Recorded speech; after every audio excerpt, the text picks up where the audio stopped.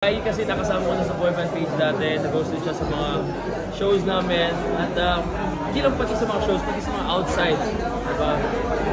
Isa siya sa mga magaling host na nakilala ko and I want to be able to reach that type of level rin somehow.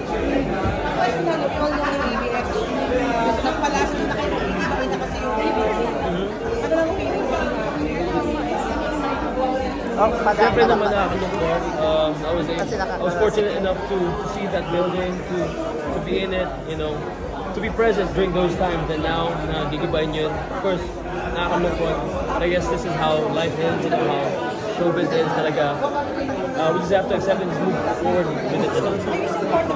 Yes, I am. Yes, I am. Still Star Magic. Star Magic and Cornerstone. Yes, pwede naman. As long as we ask permission lang. Super great naman. Because I've worked with them sa Pajak Princess dati. Kasama ko sila Miles at Jameson. Ano pa ba? Ngayon, dito naman sa Vibes, I'm excited for this. It's a different type of show that I'm going to be doing. A variety show I'll be hosting, performing with other Vibe Jocks. So yeah. Pero mas nag-enjoy ka ba ngayon sa host? Or namiss mo yung pag-arte at pag-kanta? Mostly, I'm focusing now more into acting and also hosting it right now because of this. So hosting for me it's a very new adventure. So I'm gonna try it out, do my best, and just make sure that everyone's gonna have fun with it. Joao, ano yung time slot nito? Ano yung time slot niya? Yung main vibe naman po is at 6:30 to 7:45 p.m. Okay. Pero Sunday rin ba? Sunday yun din. Pero meron din kami Monday to Sunday. Makakatapat ba? Hindi. Iba. Kasi okay. Pero, kami sa evening kami, sila naman sa noon time. Okay. And nagkaroon ka ba, parang nagpaalam ka ba with your ASAP family before mo in-accept siya? Or somehow, process? I told the management about it that I was gonna accept this at alam naman nila yun. So okay naman.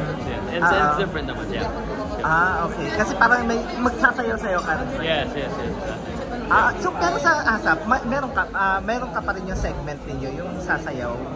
Somehow at the moment, I haven't been able to go back to ASAP because of other past projects. So, And for this one, meron ka ba specific na segment na yun lang yung for you? Like, at the moment, wala pa kami masasabi sa ganyan. So, abangan nyo na lang sa mga future updates. What's the new look? Gano'n nakatagal yung look mo? Ano ba? Recently lang. Ano ba to?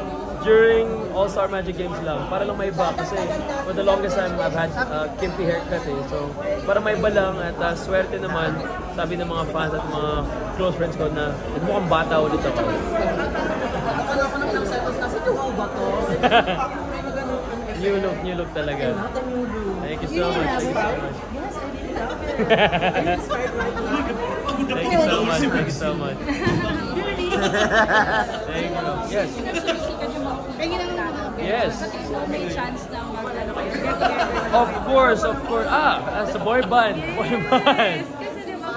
Ibang usapan na yan, kaming boy band PH. Ano ba? Kasi isang member namin nasa America. So, maybe if he comes visit from time to time, and then yung mga ibang co-members ko nasa Baguio na they have their own family, they have their own business. Si Tristan na lang ang nakakasama ko palagi. So, pag babalik ang boyband page, let's see. How about you? Go. Hindi, yun yung Ano yun? Pa naman sa waiting for opportunities. Pero I've had opportunities outside of ABS din. So, abangan nyo na lang yun. Hindi ko pa masasabi yun eh. So, yun na lang. Congratulations. Thank you so much. Thank you.